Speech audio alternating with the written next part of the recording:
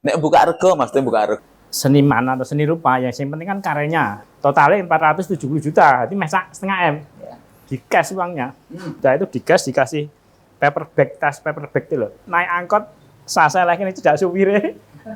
Cuma ditutupi kertas doang. Aku harus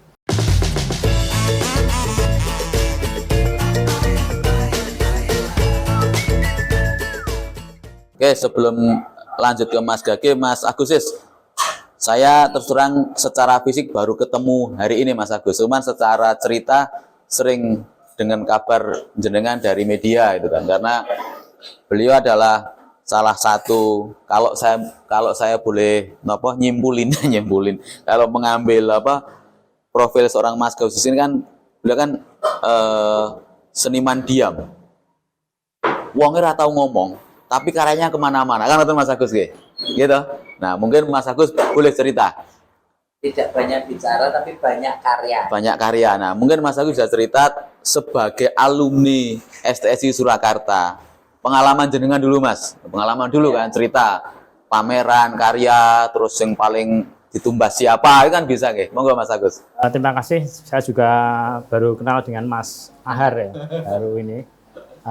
Dari yang diceritakan memang saya lebih banyak diam ya. Jadi maksudnya seniman atau seni rupa yang penting kan karyanya, bukan orang hukum. Yang penting kan mungkin suaranya, saya karya. Jadi kalau berkarya atau mungkin membuat suatu karya itu memang saya lebih ke katakan mempunyai konsep dan sebagainya, tapi ya kita rasakan sendiri, atau konsep itu yang kita curahkan apa yang bisa untuk masyarakat dan sebagainya. Jadi saya lebih ke tidak ngaruh woro lah. Yang penting kan berkarya, terus karya itu kita apresiasikan, nanti masyarakat yang menerima. Jadi masyarakat bisa tahu, oh ini karya Agusis.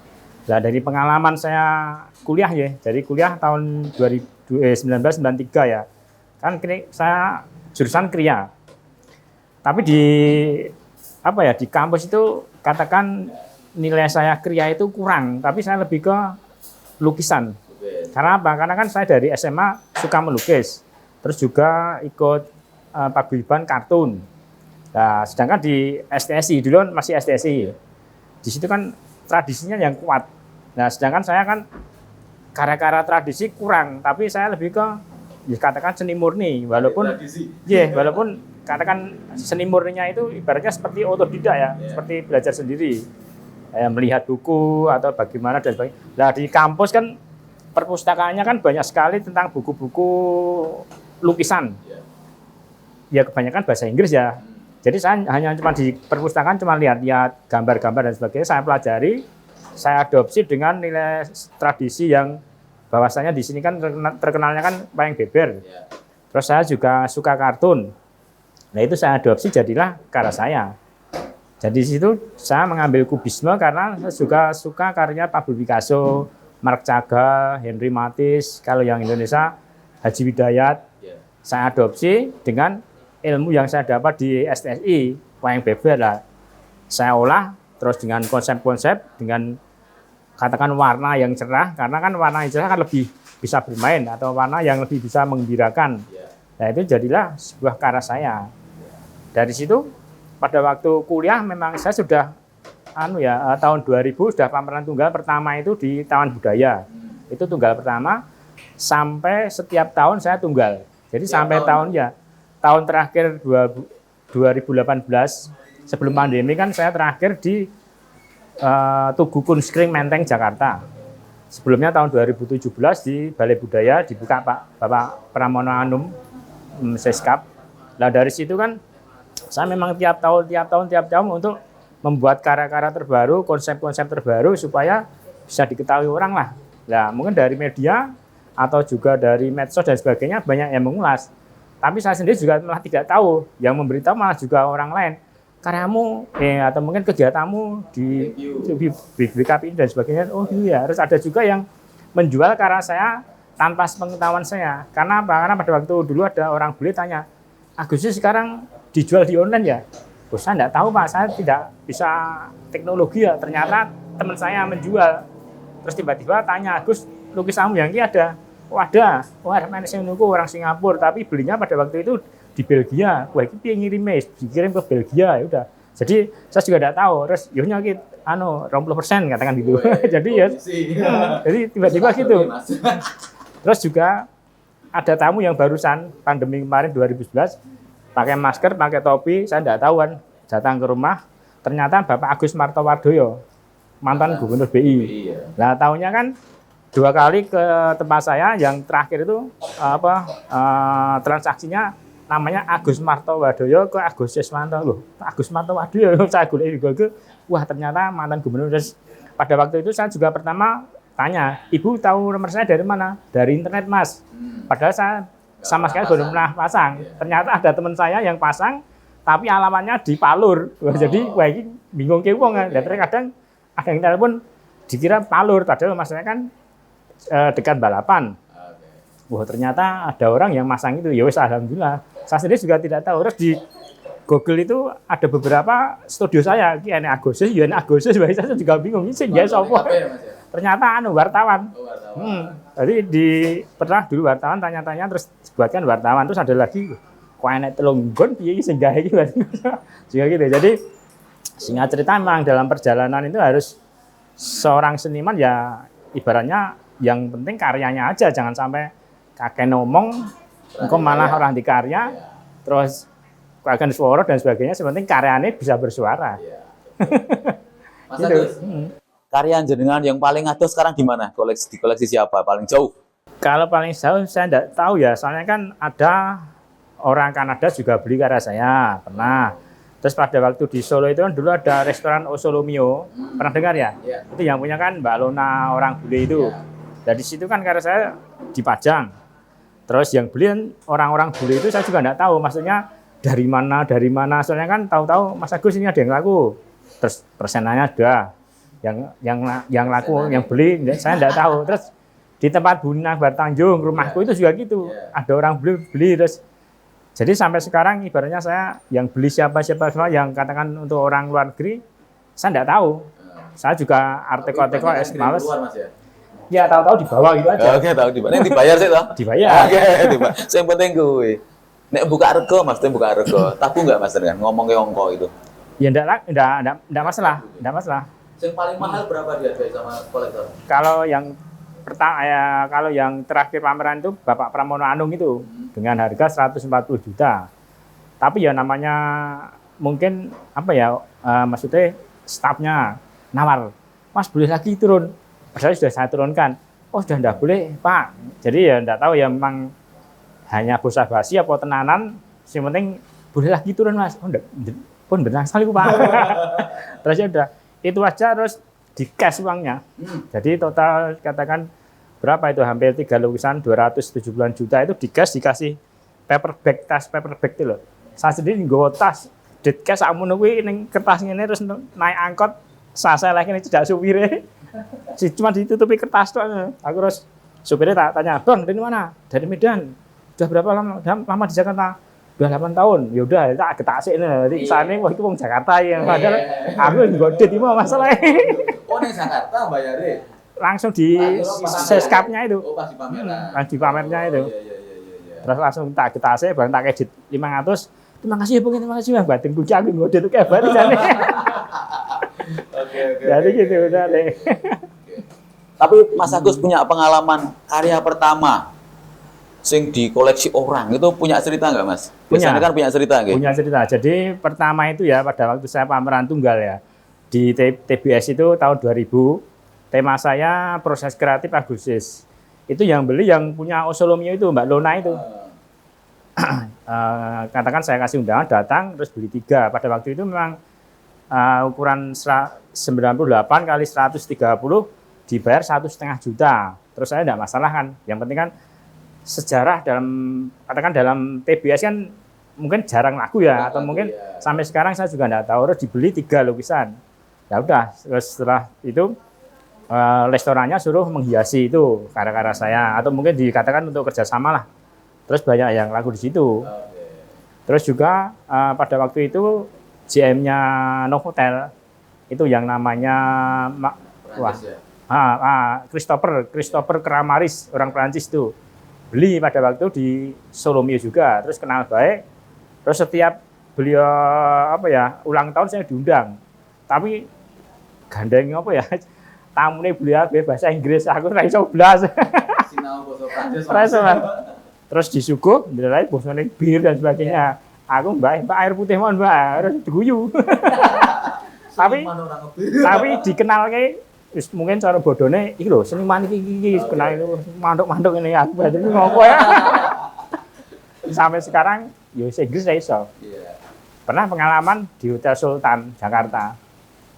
Kan bintang 5 kan. Saya pameran ternyata tamunya mungkin 90% orang mancanegara kabeh. Saya sampai gagal 3 transaksi. Terus saya suruh minta tolong itu ya apa semacam yang jaga pintu itu loh. Nah, terus Mas minta tolong mang terjemahke Mas itu. Terus ternyata ada miskomunikasi. Ambil katalog dikira harganya 1 miliar. Wah, seperti Picasso aja harus dilempar. Ada Mas, dia marah-marah. Katanya lukisannya mahal sekali. Oh, itu 100 juta. Dia memperkirakan 1 miliar. Wah, salah. $100 maksudnya. Dia responden dikira 1 miliar. Salah. Nah, terus ada lagi orang Korea, video apa ya katakan di kalkulator, bagus lah mudeng udah. Delale orang bahasa Inggris juga, orang Korea nih, wah gagal aku ya itu AS. Padahal wis ra gatuk biasa, tapi dalam prinsip aku gini ya. Pameran misal katakan galeri sewanya segini, operasional sewa castle gini, konsepnya segini, udah saya bayar harus berdoa wae. Jadi teman saya yang dari Jakarta juga, Gus, kowe wani men pameran sak mene oke kan gitu. Regane aku tidak gagas Mas, penting kon bayar saiki aku bayar sak mene kon nyewa iki nyewa iki. Yes kalau Allah memberi rezeki ya nanti diberi misal durung ya wis penting aku bisa membahas sejarah, berusaha membahas sejarah bahwa aku pameran yang kene modalku sak mene iki lho. Lah kan gitu kan. Tapi kalau ndak tak lakoni otomatis kan orang di sejarah. Artinya enten Mas Agus, jenengan punya pengalaman gitu kan mahal harganya kan, pengalaman tiap tahun buat pameran, terus bayar segitu mahal. Iya. Ya sudah take dosen tamu ya. Kon anu apa tata kelola pamerannya Mas ya. Jadi apa jenenge profesi mengajar apa jenenge praktisi mengajar. Praktisi mengajar bisa nanti. Kita satu Mas Agus. Bisa nggih? Ya insya Allah nanti insya Allah. Kan juga ini lah, saya kemarin Mbak Deborah itu kan nulis buku. Saya ceritai ternyata cerita saya menarik dari event ke event tidak begitu, maksudnya tidak seketika jadi mulus dan sebagainya. Kan ada yang saya misalnya mau pameran nggak ada BPKB, nggak ada sertifikat itu wis biasa. Tapi saya yakin iso loh. Jadi terus tiba-tiba iso jipo, wah pas pada waktu iso, wah yang ngancur setiap bulan. Jadi wah ya wis sama istri ngono kira bukan. Terus jadi mengangkat pameran iki penae jileh koperasi apa ya ning bank ya gitu sama masalah. Terus suatu ketika yang di konskring itu biaya mahal bluk. Berarti 1 minggu tidak laku, diundur 1 minggu 1 bulan tidak laku, ya udah saya suruh paketkan pulang. Jadi dipaketke ning omah wis model madul ya, wah untung lukisannya rampung ya kedus-kedusnya jebol-jebol. Terus pada waktu itu saya kontrak studio 20 juta ya. Mbak, niki kula bali teng omah, Mbak. Soalnya mboten kepayon. Oh gimana Mas Agus? Kembali ya bulan Agustus.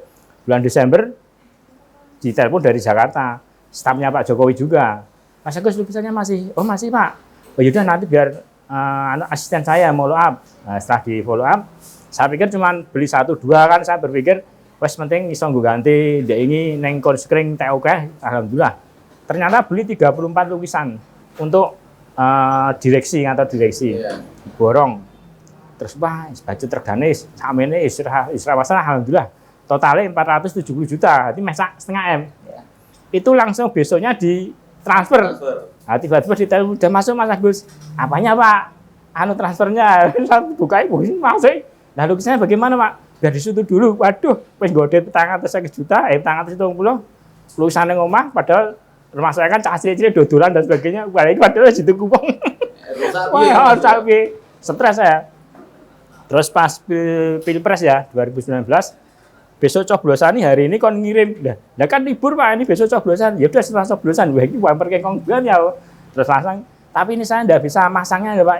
Harus cari tukang loh. Ya udah enggak apa-apa, harus cari tukang teman saya untuk masang-masang itu.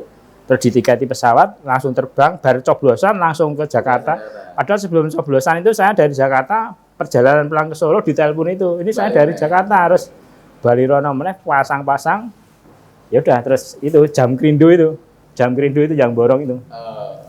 Jadi itu kan dulu stafnya Pak Jokowi lah. Itu ketemunya pada waktu Mas Gibran jadi manten, saya pameran di Hotel Lor'in.